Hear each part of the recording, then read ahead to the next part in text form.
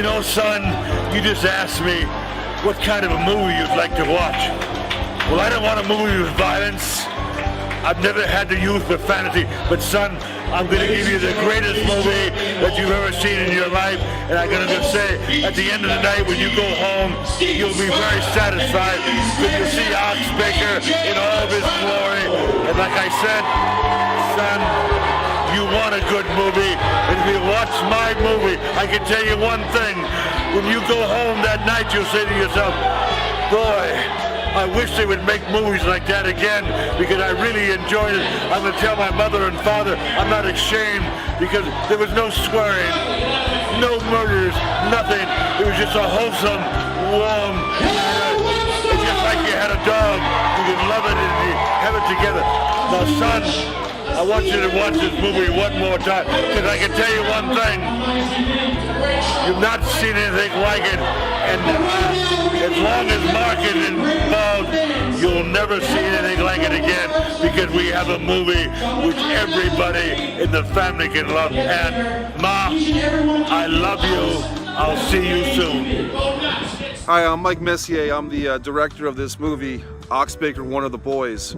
This is a series of interviews that was conducted with Ox Baker at his home in the year 2013, about a year before Ox passed away. Ox had a lot of things he wanted to say to the pro wrestling fans, and he wanted to honor all of the wrestlers that he worked with and against in the pro wrestling industry. And Ox Baker is a legend. He was a friend of mine. In the pro wrestling world, he was basically a father figure to me. And this one's for you, Ox, and for all the guys that you worked with and all the women you worked with too. Ox Baker is always going to be one of the boys.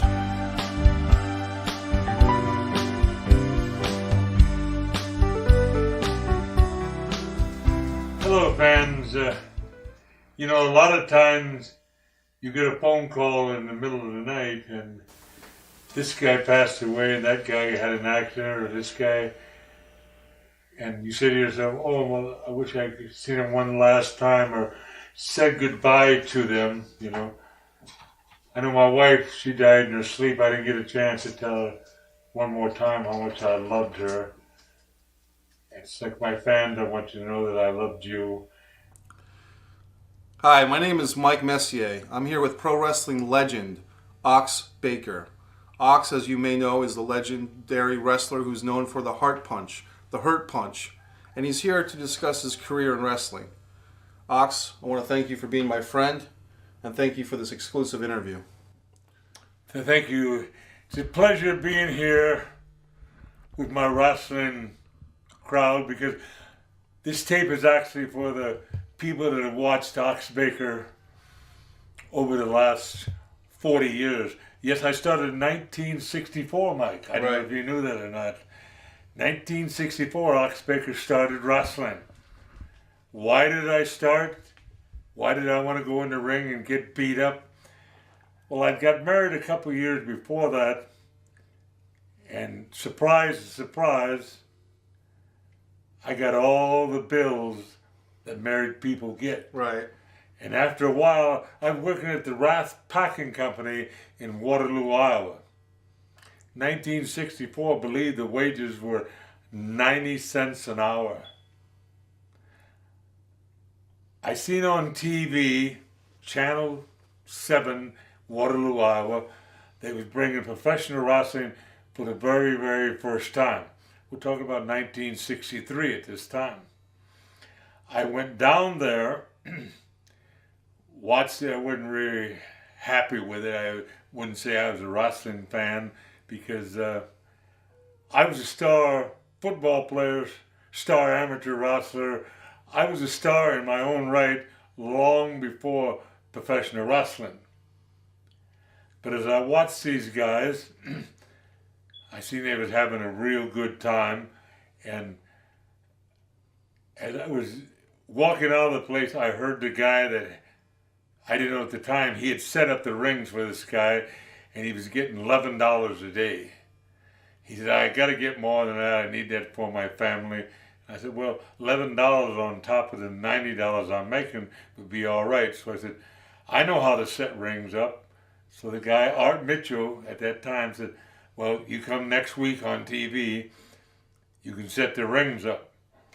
So I came for several weeks, and I realized that some of the guys that I was watching, I'd actually wrestled in high school, and I'd beat 99% of them. So I said, wow, here they're professionals now. And at that time in '64, the average wrestler, professional wrestler, weighed between 205 to 218. There was nobody 300 pounds. Oh, I should say the Sky High leader was 300 pounds, but the small guys, in fact, the world champion was a guy out of Texas who was one of the legends I'm going to talk about today, was Danny McShane, who was 185 pounds. He was the world champion. And I said to myself, as I watched him, well, I could actually beat that guy. In fact, while I was setting the ring up, he lost the title to a guy called Lou Thez, who's another legend, who really taught me, a wrestling legend, taught me a lesson 2 or 3 years later. But anyway, I got the job of setting up rings. I was going 60, 70, 80, 100 miles, and every night I was making anywhere from $11 to $14. I had to sell programs on the side, and I found out that the money I was getting was half of the money from the programs they were selling. I was getting nothing out of the gate.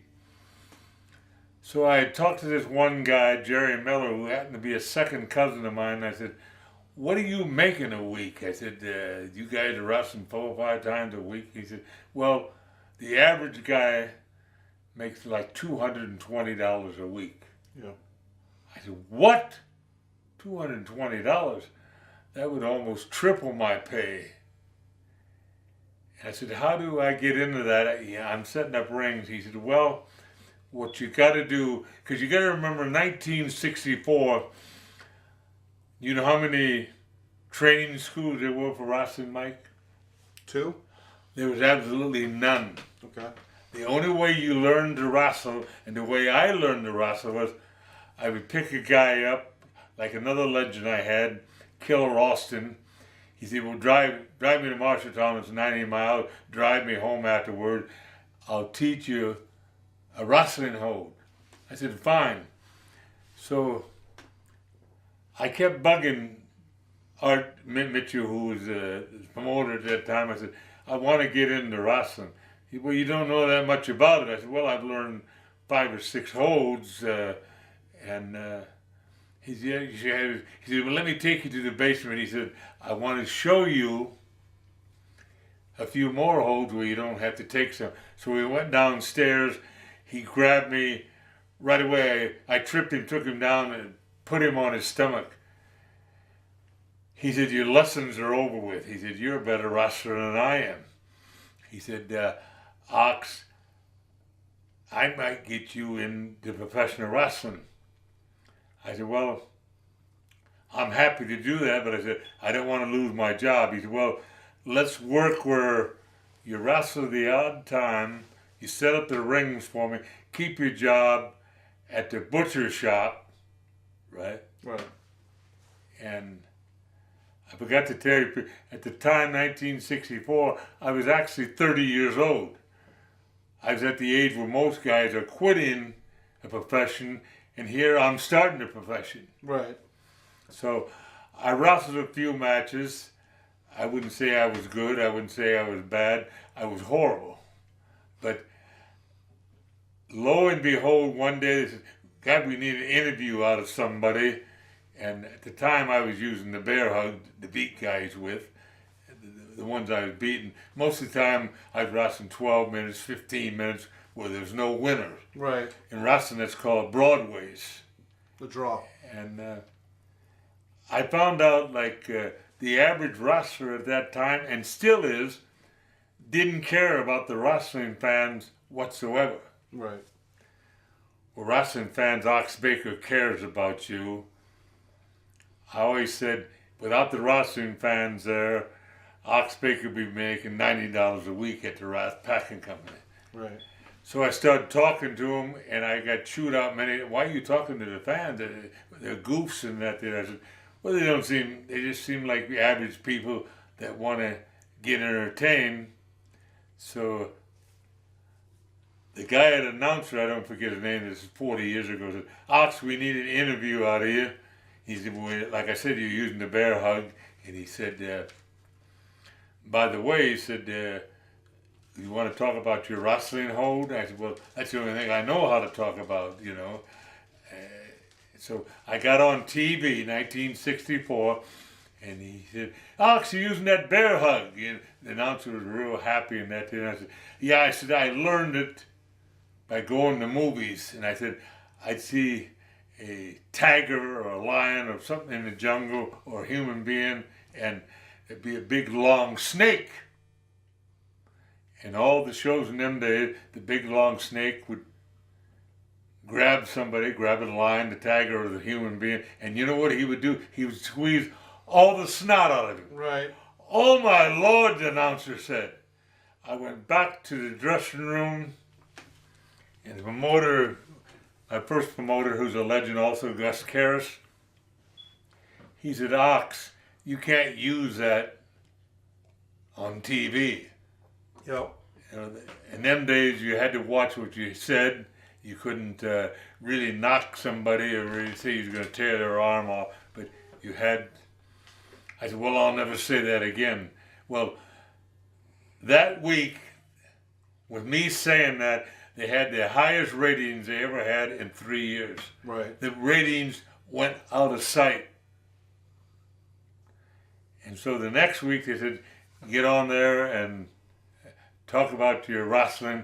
So the guy happened to notice I had it's a funny story now, but it wasn't funny in them days. I got chewed out big time. He said, Ox, what do you got that rubber bag for? I said, well, I'm only getting $5 a night, so I don't have a wrestling bag, but I have this rubber bag.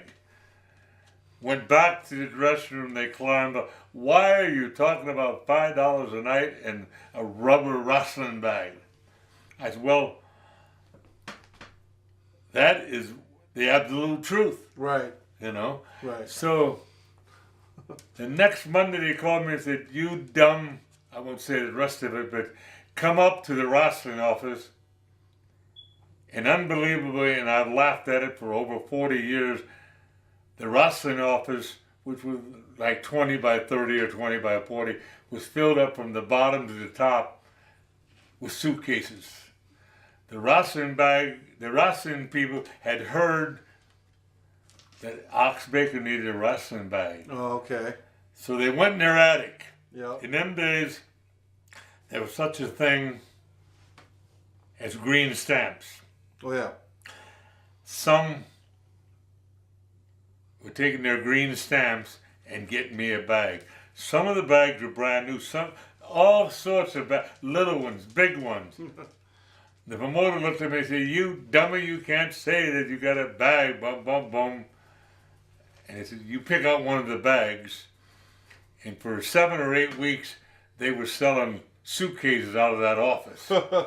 And I didn't find it out till years later when one of the guys that was working in the office told me, yeah, they sold every one of them, right? Right. And every time they saw me, they would chew me out over that wrestling bag. You should have said that you wanted a girl. Yeah, and so the next thing that happened, it's funny now, but it wasn't. I guarantee it wasn't funny in them days. They said, "How come you don't sign autographs?" Right. I said, "Well, I got a wrestling bag right now, but I said I'm not making enough to buy a pencil or an Eversharp or a pen of any kind." Right. Monday morning, I got that call again. Yeah. They got hundreds and hundreds of cases of pencils, bag. And again, they told me, they kept some of them themselves because they didn't have any pencils themselves, but Yeah. they took them and they used them for many, many years. Right. The pencils, right? And, you know, it all wasn't funny in them days. I wasn't making enough to really eat 3 meals a day. I was eating one meal a day, and I cleaned that plate off. I guarantee. I'd ask for extra bread. Things were tough, Yeah. but again, being Ox Baker, I loved the wrestling business. I didn't ever think I was going to make big money. I didn't care about big money.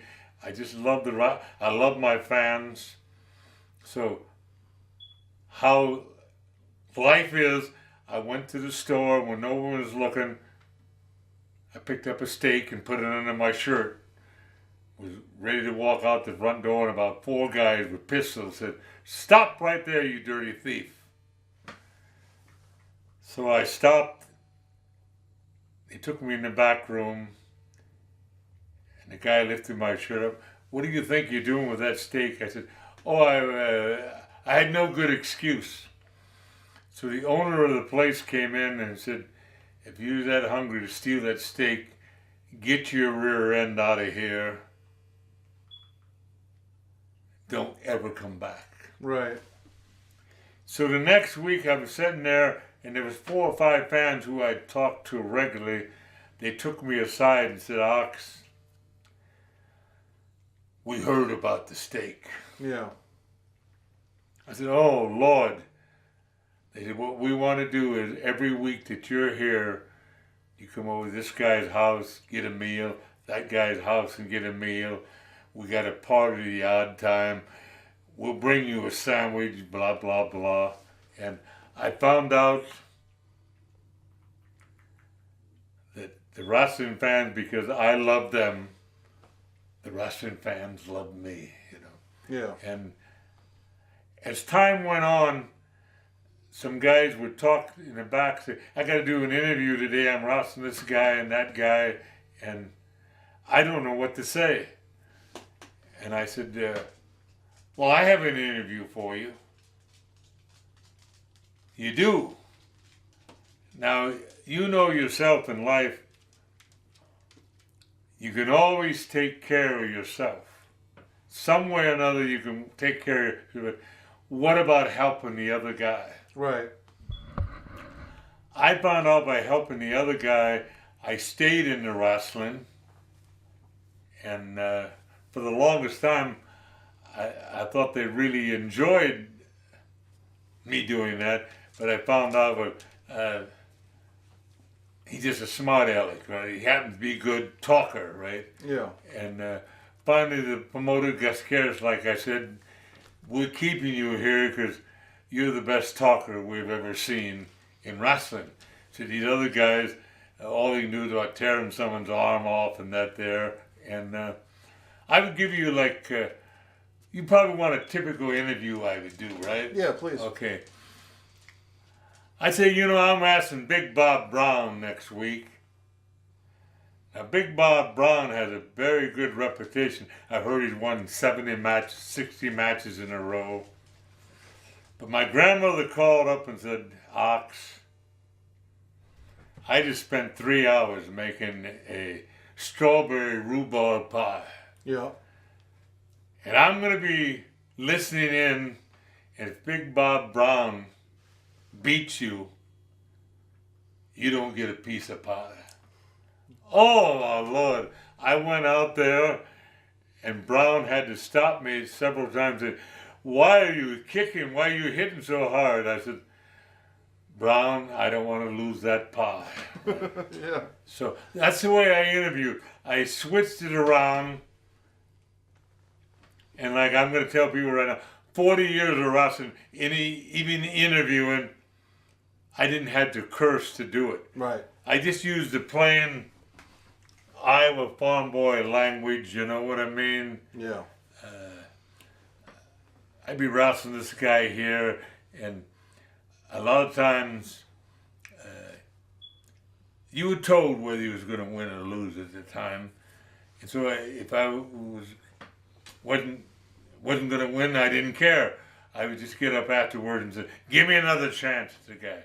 And if I would win, I would win the matches. So I never worried about that. So many guys worried about this guy or that guy. And I run into another legend at that time, probably the meanest man in wrestling for years, and it was called Dick the Bruiser. Oh yeah.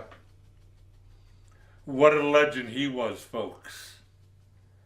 He took me aside and he said, Ox, I want to give you a bit of advice. He said, I've lost 300 matches in my career. I'm still number one. I said, how can that be? I heard if you got beat, your career was over. And Dick the Bruiser said, what I would do, I'd get beat 1, 2, 3 in the center of the ring. I would jump up and say my shoulder was up. I'd start arguing with the people that my shoulder was up. I'd grab the policeman, tear his hat off, work him up. I was called working the people up. He said I would go back almost a riot every night. In other words, he had found a new way to get beat and didn't hurt his reputation. I knew the Bruiser over 30 years, and he used that many, many times. And he actually took me aside and he said, Ox, I have a great reputation. Dick the Bruiser, for 30 years, been in wrestling, and I beat them all. World champions, I beat them all. He said, as long as you can talk the way you'll never see a program where Ox Baker got beat by Dick the Bruiser. We might fight out in the audience. We might both get disqualified. We might knock down some old woman. We might tip someone over in a wheelchair, which we did a couple times. Yep. But I will not beat you. And at that time, he became my lifelong friend, you know. And at the time, he had another legend called Wilbur Snyder. Oh yeah. Wilbur Snyder, seeing how Dick the Bruiser was playing up to me, he never liked me. But one night we had a match with Wilbur Snyder, and he said, I've been a great amateur wrestler, he said.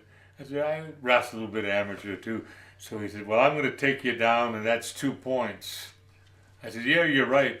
So he got out there, he took me down, and he yelled to the crowd, I got 2 points. I stuck my arm behind him, pushed my body. I went behind him. I said, folks, I got 2 points too. There was no winner. We only had 3 or 4 matches together because he was in another category. Yeah. But he told me afterwards, he said, Ox, he said, I never realized you could wrestle like that. I thought you were just a big clown. I said, well, I've got through wrestling with the Ox gimmick. He said, well, you got to give that up. You got to be the rugged guy. And there was a guy from Australia at this time, Johnny Boyd. He said, Ox, here you are. Because my first matches, I hadn't shaved my head. Okay. I didn't have the eyebrows. I didn't have the beard. I just a big semi-bald head. And Johnny Boyd took me aside and said, Ox, we're going to shave that head. You're going to pull on them eyebrows because they're thick. Right. And so I started pulling on them, and after a while, they stayed up. Yeah. I grew the beard down, and I thought I was looking mean, and then my second cousin, again, he said, Ox, you know, your mustache is several colors. Right. We want to make it coal black with your eyebrows black. So I started that in 1971. Darken my eyebrows, darken my beard. And the very first night I walked out there, someone, look, it's the devil. And I said that was the right answer. And it's funny about wrestling, I didn't bring up some funny stuff. The first time I walked out there, I hadn't wrestled a bit. I didn't know if the people would hate or like me. I had no idea. But as soon as I got in the ring, they said, you big, ugly goof. They threw something at me. And I found out I couldn't be Mr. Nice Guy. Right. So, and I did have the loud voice, and I used it the odd time. I would get in the ring, and the first time I said, "Sit down in your seat or I'll backhand you." And lo and behold, they'd sit down. Right. A lot of them wouldn't talk for the whole match till the match was over. And at this time, I got to tell you another funny story. There's a woman called Hatpin Mary. She was told that she got in free if you jab you in the rear end with a needle. Right. Hatpin Mary. One time she put about 3 inches in me. Ouch. I grabbed her and I said, "Don't ever stick me again or I'll knock you down." Yeah. Of course, I had to run back to the dressing room. But the other wrestlers, when they seen that, they all complained to the promoter, "We don't need something like that," because she didn't know she was doing any harm. But Right. she was hurting you, you know? Yeah. And she was actually a legend in wrestling for a bit, 10 or 12 years. And I heard she kept it up, but she didn't stick him as hard after that, you know? And after a while in Kansas City, I'd been there a while, and they said, "Ox, you sorry." In them days when they used you long enough, or used you up, I should say, Right. they'd send you another territory. So they sent me down to Tennessee, and Nick Gula said, "Where you been? I got you involved in 5 matches," and they was all over the place in Rome, Georgia, Savannah, Georgia, all over, and I was spending about $120. Gas in them days was 19 cents a gallon, by the Wow. way. But I was spending about $130, $40 and making about $100 a week. I was losing money every week. And finally I said, "Nick, I can't keep this up." And he said, "What do you think you are, a star? Get out of here." So I got fired out of Tennessee. But I had a guy from Texas said, "There's a guy there, Marty Siegel, who's a legend too. He was a promoter, and him and his announcer, Paul Bosch, wants to see you because they've heard about the Ox Baker gimmick." Right. So I packed up, went to Dallas, Texas. And of course, the big star in Asia was another legend, I have to say, was Fritz von Erich. The master of the claw hold. He was the master of the claw hold, had the greatest reputation in the history of Texas. Right. And he took one look at me and said, "What are you doing?" I said, "Well, I want to scuffle." He said, "We call it wrestling here." And Papa said, "Let him use the word scuffling," right? Yeah, yeah. So I said, "I'm going to go scuffle tomorrow night, and I'm going to do this and that, blah, blah, blah." And Fritz hated it. But after a while, he found out the people were coming to see the scuffler. Right. Right? And so he worked out a main event, and I made one of the real big mistakes in wrestling. Fritz, in the middle of that match, said, "The heck with you," and he walked back to the dressing room. Wow. What was the mistake, Ox? Well, I'm glad you asked. I was going to bring it up. I was trying to think of it myself, but as you said that, as he run back to the dressing room, I grabbed the microphone. Being the great talker that I am, and I know I'm going to get a laugh out of you people that are watching this, I said, "Fritz von Erich, you get back in the ring, or I'll make sure all these people get their money back." The crowd roared, and they had a big crowd. And my reputation was good, and Fritz was great, you know. Yeah.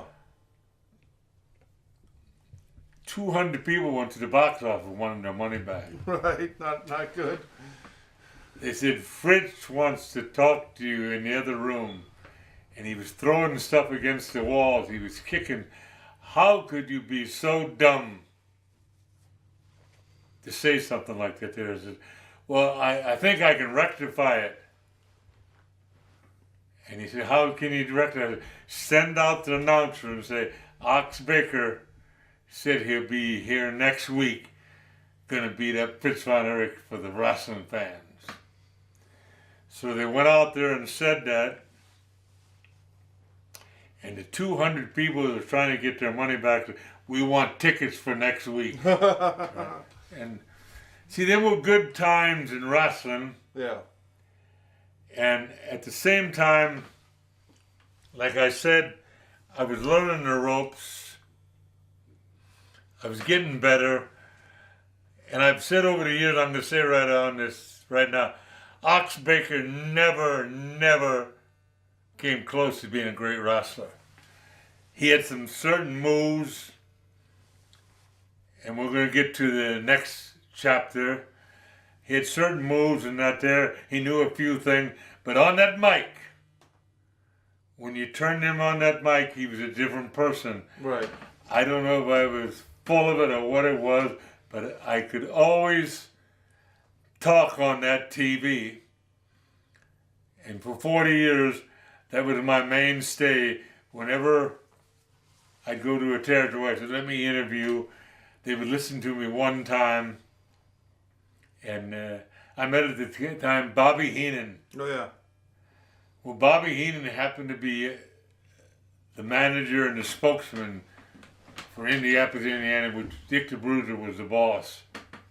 So I walked in the studio one day, and Bobby Heenan was so mad he wanted to leave, because in them days we went from Indianapolis, and when you got the big time, you went to Minneapolis, because that was bigger. That was Vern Gagne, who was another legend, by the way.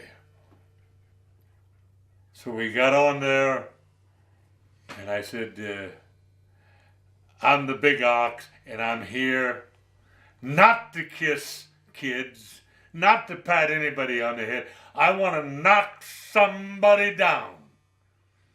Dick the Bruiser stopped the TV at that time, which you never did before. He said, Bobby Heenan, you're packing your bags. You're going to Minneapolis.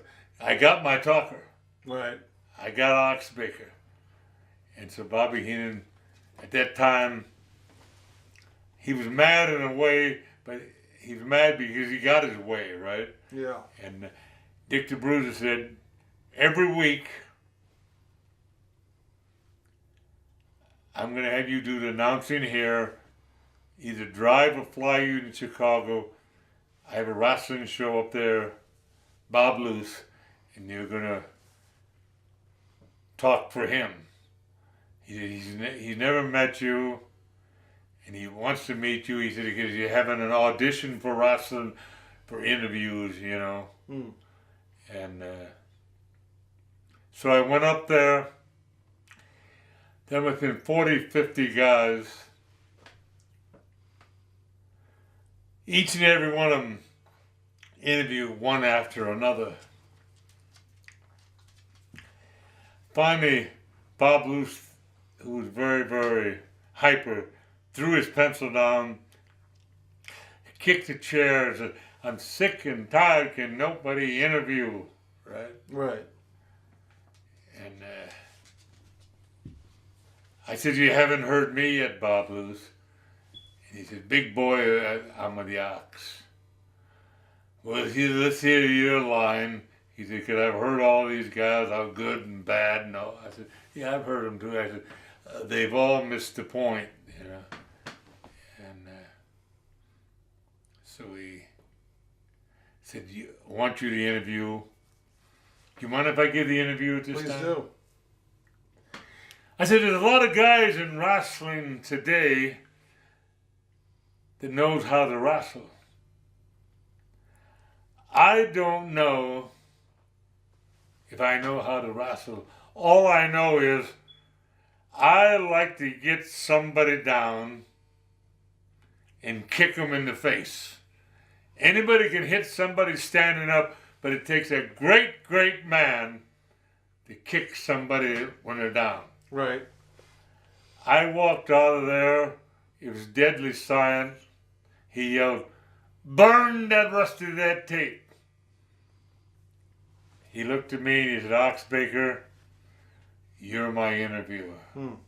He said, "I've never, ever heard it done that way before," right? Right.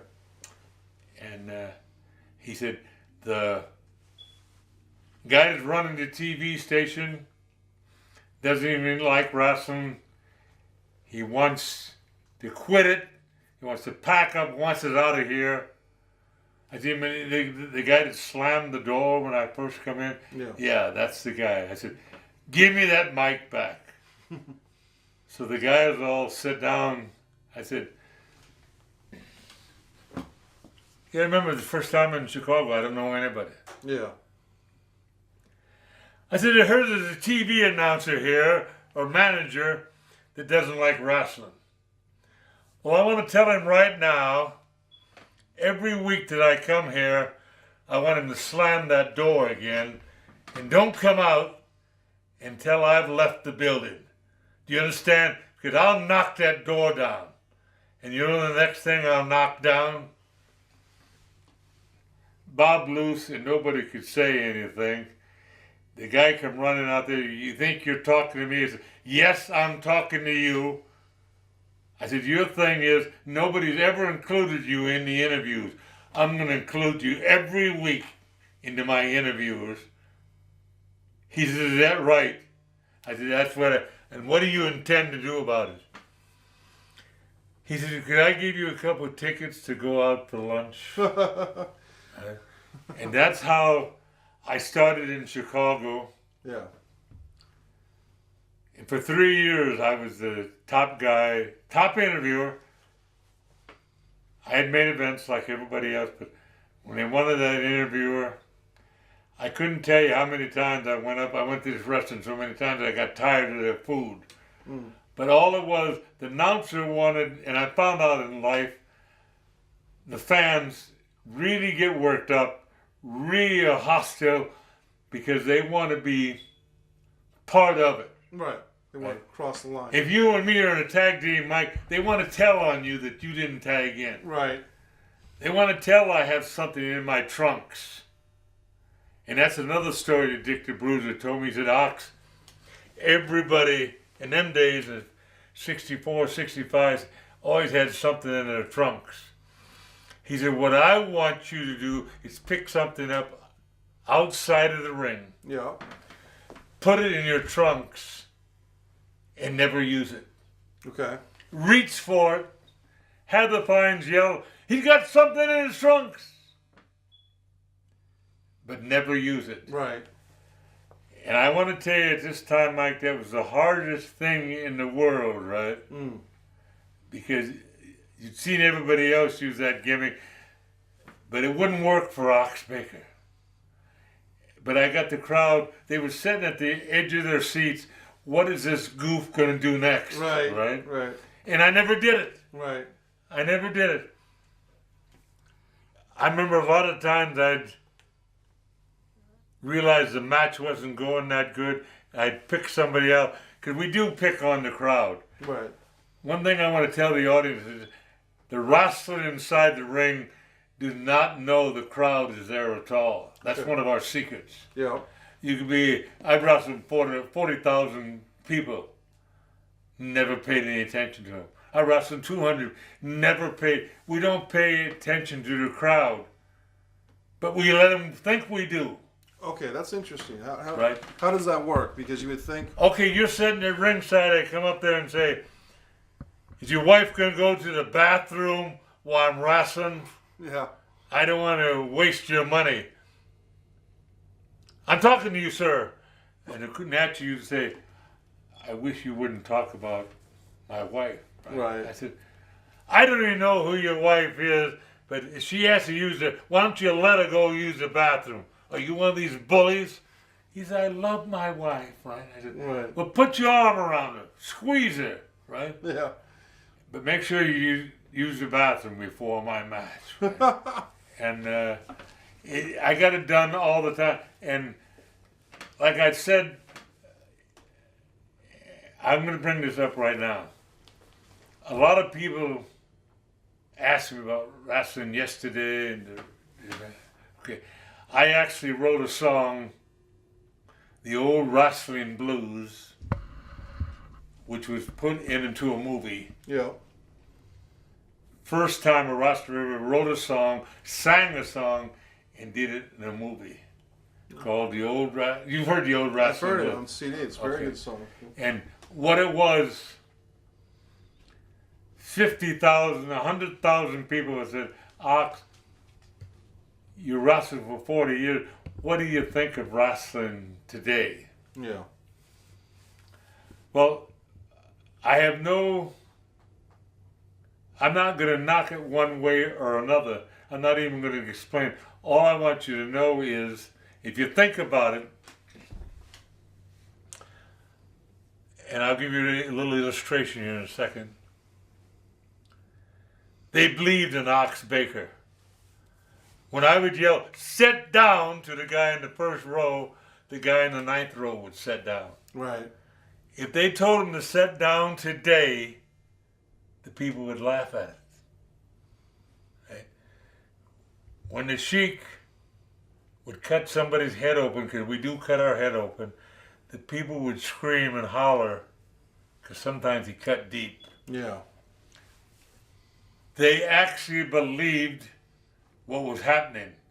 We made believers out of it, and like I've said for years, when I started in 1964, the price of a match was $1.25.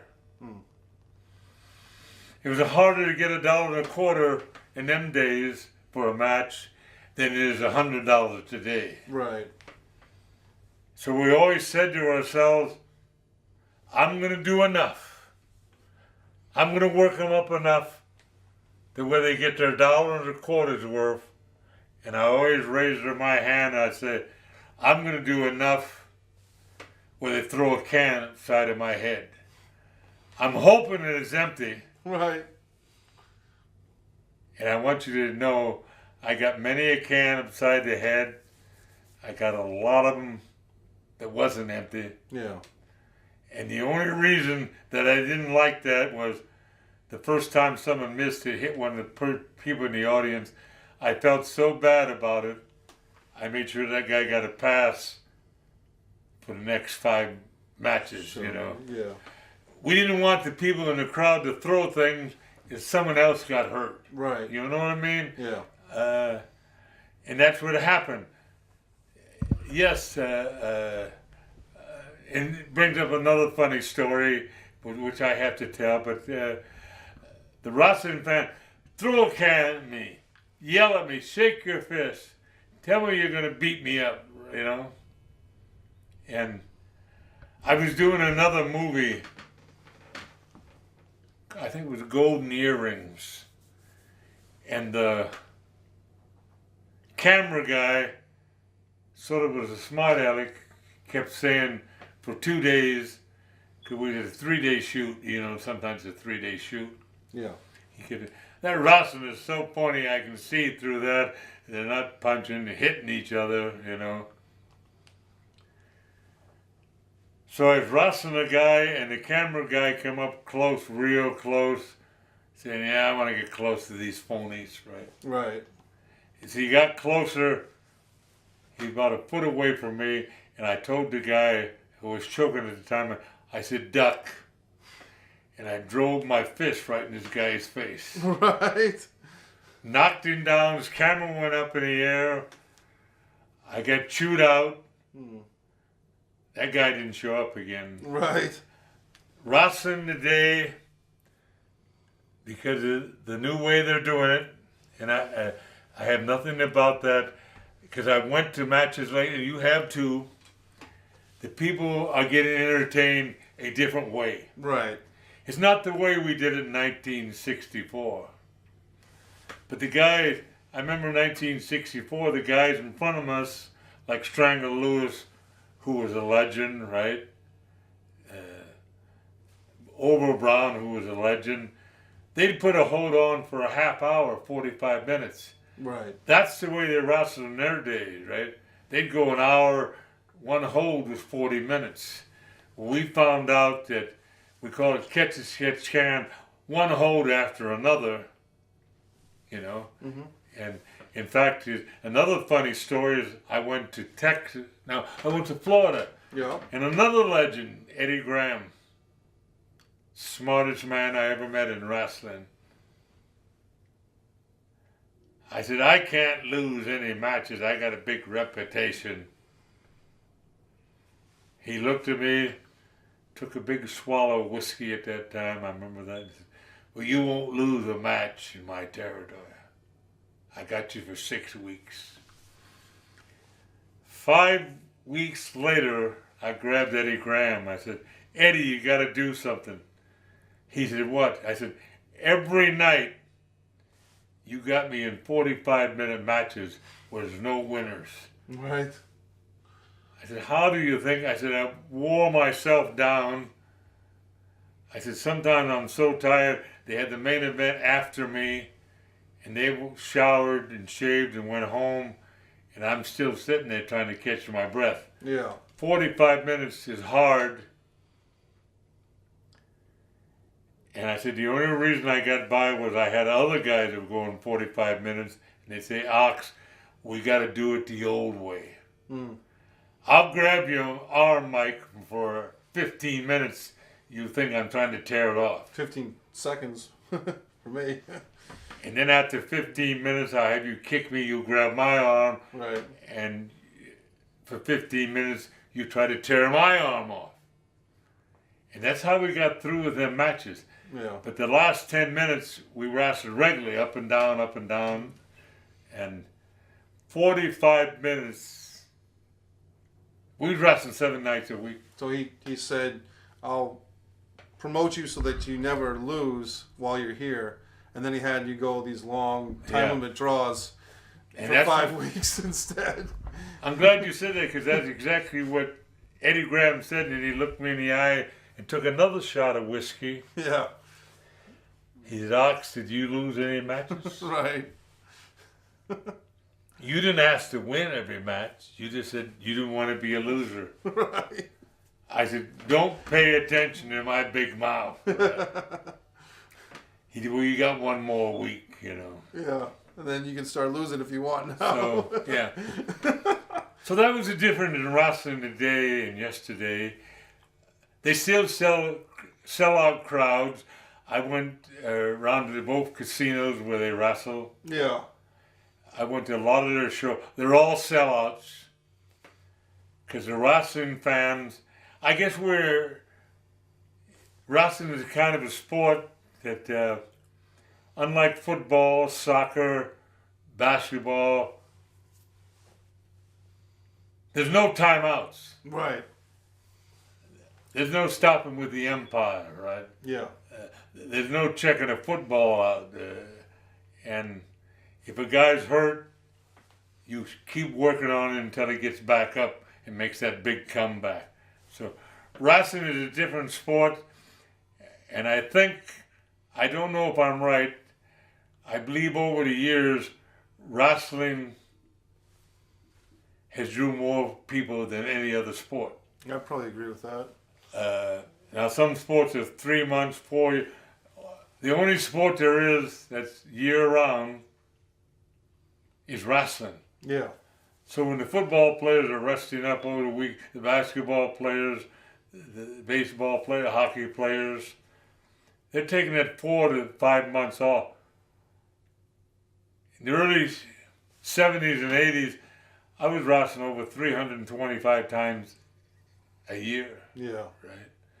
I started out like 310. The end of the year, I was 290. Right? Wow. And that was every year. And you had to think of different ways to entertain the people. When I started, no one had heard of a battle royal. Oh yeah. Nobody, they'd heard of a lumberjack match with guys around the ring, but they hadn't heard of a strap match where the lumberjacks had a belt Right. and would belt you outside of the ring, Yeah. right? I happened to create a couple matches. I was wrestling another great legend called the Mongolian Stomper. We went 8 weeks We did everything imaginable. He said, what else can we do? I said, well, I have two ideas. One of them was we'll put up barbed wire around the ring. Right. Someone said they had done that before. I said, we'll put electric current in the barbed wire. I don't believe that match was ever done more than once or twice. Yeah, just one time. Okay. Good enough. Yeah. No, match has been twice, and I don't have to take the credit for it. I can take it for it with the Stomper because I brought it up to them. I don't know who did the first one, but it was like the loser had to be carried out on a stretcher. Stretcher match, yeah. At that time, there had only been one done in history. Never been done in Canada. Yep. So I brought that up, the stretcher match, and the Stomper yelled at me, I'm not going to be carried out on any stretcher. I said, well, what I'm going to do is heart punch you. You're going to go on the stretcher. I'm going to have them toted around the ring 10 or 15 times. And while I'm cheering myself on, you're going to pick it up because you have a board taped underneath it. Right.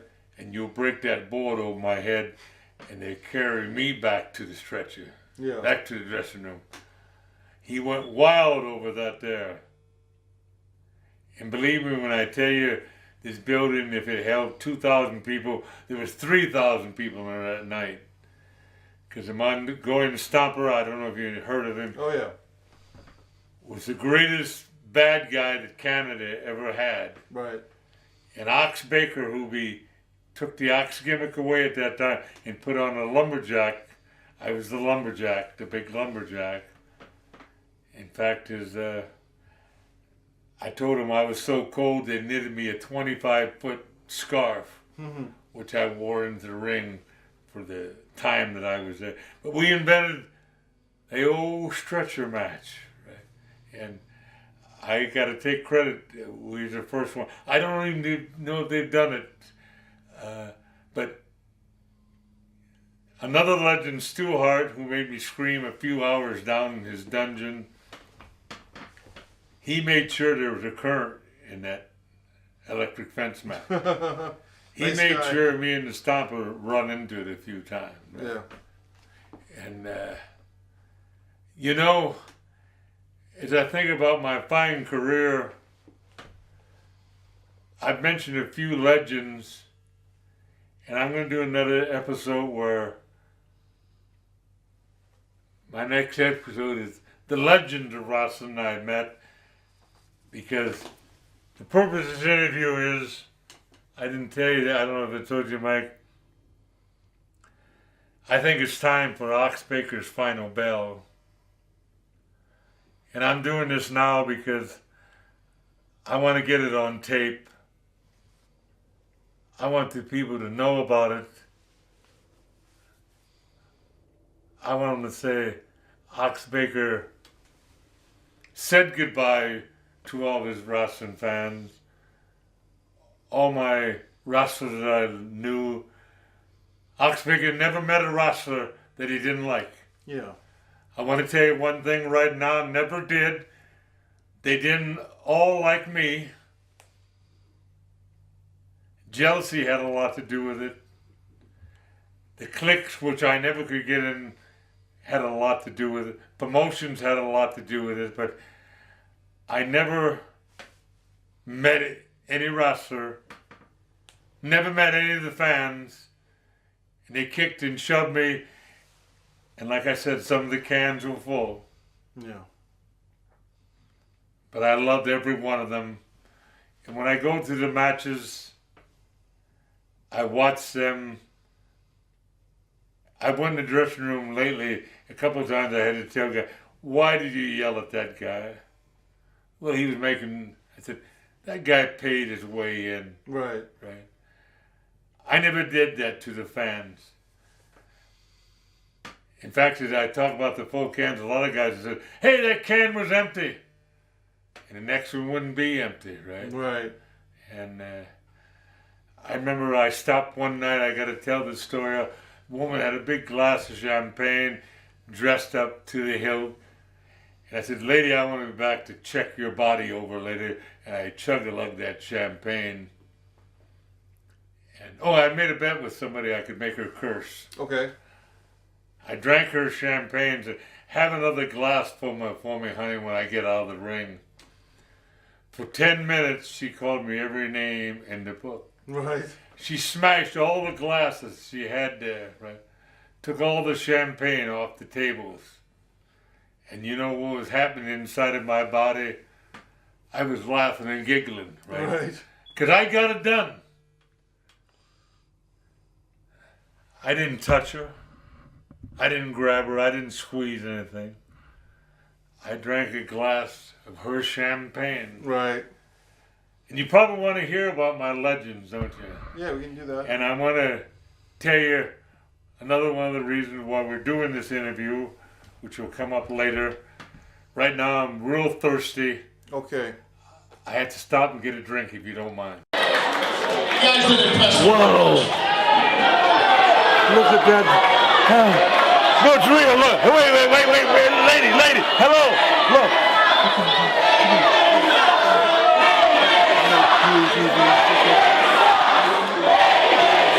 What am I doing? Get out of here.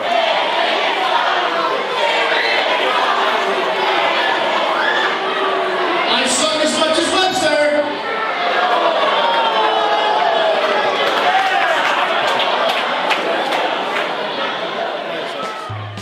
The Hurt Punch, a tribute to Ox Baker by Mike Messier. Shed no tears for Ox. He wouldn't want us to. Shed no tears for Ox. The big man is at rest. They say Ox Baker died. He's not with us no more. I say, you don't know my friend Ox. That man will never die. In a world of immortals, mad dogs and snakes, giants and nature boys, there is only one mighty Ox. And that man, I say, he is not dead, not as they claim he is. Because I've seen his smile, I've heard his laugh, and a man like that will never die. Not as long as the wrestling ring, the karaoke bar, Wild Bill's, and the Burger King. Remember the man, remember the story, the worn-torn boots and the face of glory, the firm handshake, the smile and grace, and never anyone can take his place. The mighty Ox Baker, family, friend, the mighty Ox Baker, a new beginning, no end.